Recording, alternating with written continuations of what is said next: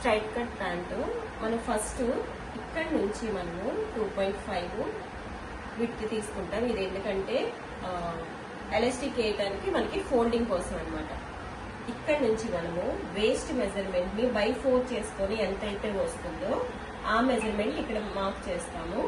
Waste measurement 40 ఉంది, by 4 చేసుకుంటే 10. ఇది 10 కి మార్కింగ్ చేసుకున్నాం. ఎక్స్ట్రా లూజ్ కోసం మనము 3 ఇంచెస్ ఎక్స్ట్రా లూజ్ తీసుకున్నాం. ఈ పాయింట్ నుంచి మనము కిస్తా డౌన్ అనేది తీసుకుంటాం.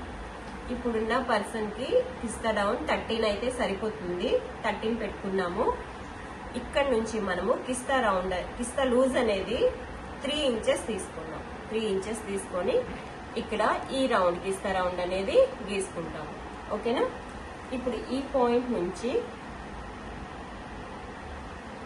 ఈ లూజ్ నుంచి ఎడ్జ్ వరకు ఎంత ఉందో చూసుకొని ఈ మిడిల్ పాయింట్ కి ఒక మార్క్ చేసుకుంటాం.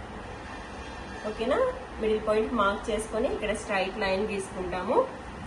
ఇక్కడ నుంచి మనకి ఎంత మెజర్మెంట్ వస్తుందో చూసుకోండి. ఇక్కడ 8 వచ్చింది.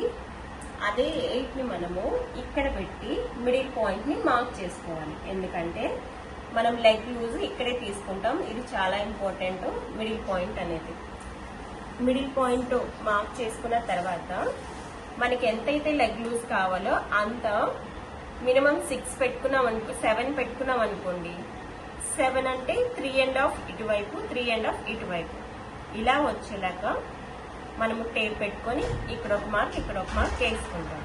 వేసుకున్న తర్వాత ఈ స్కేల్ తో ఈ ఎడ్జ్ నుంచి ఇక్కడికి ఈ పాయింట్ కి మనము కర్వ్ లాగా లెగ్ కర్వ్ లాగా తీసుకుంటాం.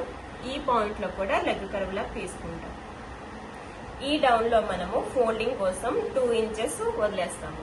ఈ డౌన్ కి ఇది ఫ్రంట్ పార్ట్ మార్కింగ్. ఓకే.